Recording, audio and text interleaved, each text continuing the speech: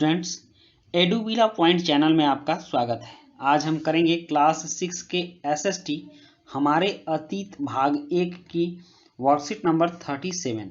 बच्चों, आज की वर्कशीट में हम लोग एसएसटी पढ़ने वाले हैं, इतिहास पढ़ेंगे और इतिहास में हम लोग अध्याय 3 आरंभिक नगर को पढ़ने वाले हैं जो कि हड़प्पा सभ्यता पर आधारित है।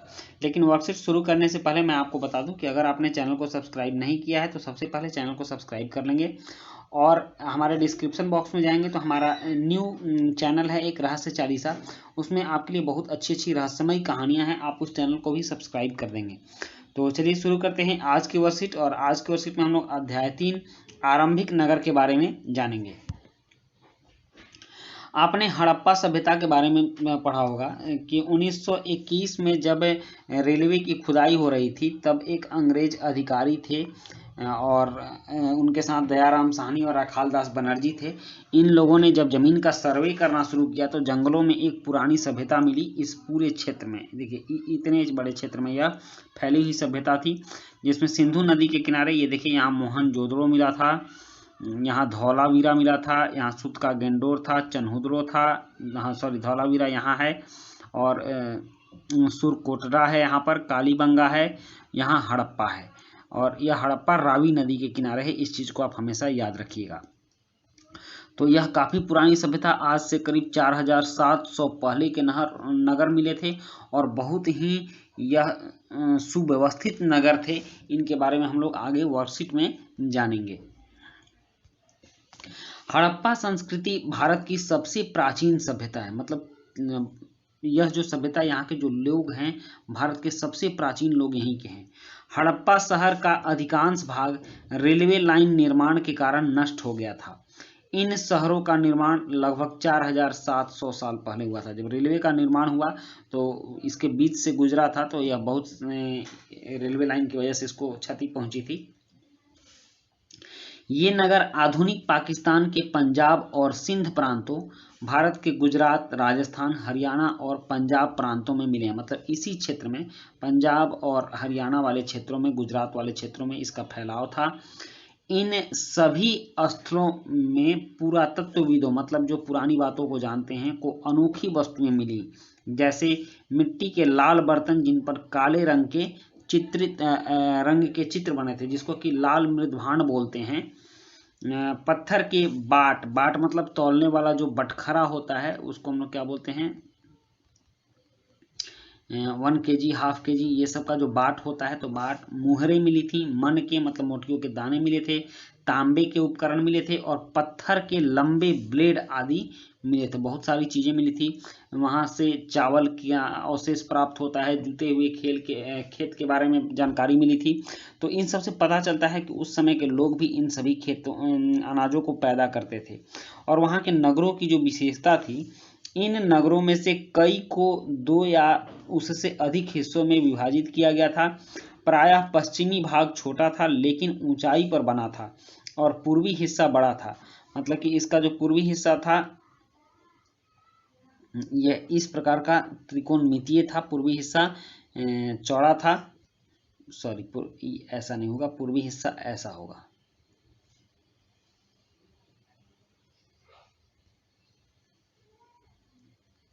इस तरह का। तो ये पूर्वी हिस्सा चौड़ा था और पश्चिमी हिस्सा कुछ संकरा था।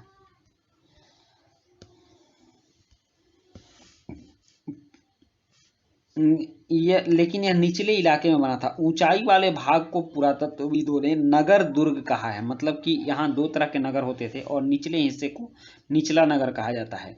एक चबूतरे पर नगर बसाया गया था जिस पर अच्छे अच्छे लोग रहते थे, उच्च कोटि के लोग रहते थे, और निम्न लोगों के रहने के लिए नगर के सामने ही निचले भाग पर उनके लिए जगह दी गई थी, जिनको कि निचला नगर कहा जाता था। दोनों हिस्सों की 4 दीवारियां पक्की ईंटों की बनाई जाती थी और उस समय भी पक्की ईंटों का प्रयोग किया जाता था।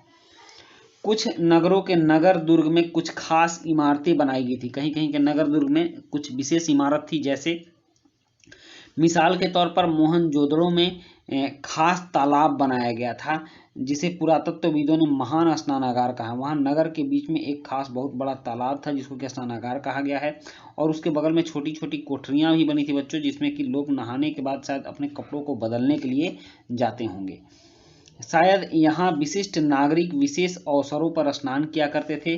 कालीबंगा और लोथल, कालीबंगा लोथल जगह का नाम है। जैसे अन्य नगरों में अग्निकुंड मिले हैं, अग्निकुंड जिसमें कि हवन वगैरह किया जाता है, इस तरह का कुंड बना होता है अग्नि का, और हवन वगैरह किया जाता है।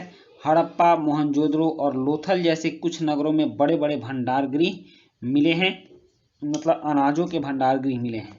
अब यहाँ के भवन और नाले कैसे थे? इसकी सबसे बड़ी खासियत हड़प्पा सभ्यता के वहाँ के भवनों और नालों की थी। शहर कुछ इस तरह बसे हुए थे। आजकल जो आप लोग टाउनशिप जो देखते हैं कि बहुत ही सुव्यवस्थित तरीके से घर बने रहते हैं, बीच में रास्ते होते हैं, उन नालियाँ होती हैं और सभी रास्ते एक दूसरे को समकोण पर काटते हैं, तो इस तरह के थे।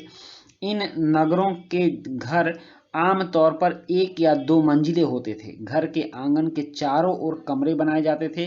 अधिकांश घरों में एक अलग स्नान घर होता था और कुछ घरों में कुएं भी होते थे। तो बनावट जो थी वह बहुत ही इम्पोर्टेंट थी। वहाँ की बनावट थी कि इस तरह का अगर कोई घर होता था तो इसके चारों तरफ घर बने होते थे। आप चारों तरफ देखिएगा घर बने होंगे और बीच में आंगन होता था, बीच में आंगन होता था और इस आंगन में इन घरों में कहीं कहीं स्नान घर भी होता था और एक कुएं का भी निर्माण बीच में किया जाता था पानी वगैरह के लिए। तो इस सब तरह से यह काफ़ी सुनियोजित तरीके से घर बने हुए थे और इतने समय पहले सुनियोजित तरीके से घर बनना अपने आप में एक व्यवस्थित, सुव्यवस्थित और विकसित सभ्यता को दर्शाता है। तो इसीलिए कहा जाता है कि हड़प्पा सभ्यता काफ़ी विकसित सभ्यता थी और यहाँ के जो ये भारत की सबसे पुरानी सभ्यताओं में से गिनी जाती है। भारत की नहीं, विश्व की पुरानी सभ्यताओं में से एक हड़प्पा सभ्यता को माना जाता है। आप इसके क्षेत्र को भी समझ जाइए बढ़िया से कि ये हड़प्पा है और सबसे पहले हड़प्पा की ही खोज हुई थी जो रावी नदी के तट पर है। इसी कारण इस पूरे सभ्यता को, जो कि ऐसे फैली हुई है, हड़प्पा सभ्यता के नाम से जानते हैं। इसको सिंधु घाटी की सभ्यता भी बोलते हैं और यह कांस्य युगीन सभ्यता थी क्योंकि इसमें जो औजार मिले हैं वह कांसे के थे और टीन और तांबा मिलाकर कांसा बनाया जाता था।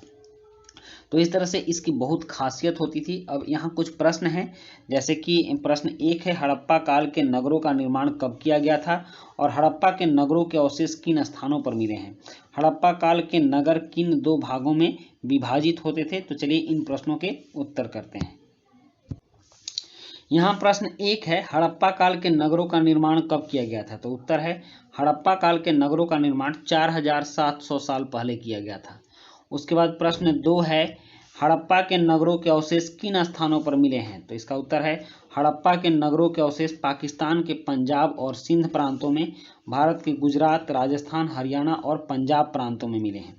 उसके बाद प्रश्न 3 है कि हड़प्पा काल के नगर किन 2 भागों में विभाजित होते थे? तो उत्तर है, हड़प्पा काल के नगर नगर दुर्ग तथा निचले भागों में विभाजित थे। तो बच्चों, यह थी आपकी आज की वर्कशीट और आज की वर्कशीट कंप्लीट होती है। मिलते हैं नेक्स्ट वर्कशीट में। Thank you.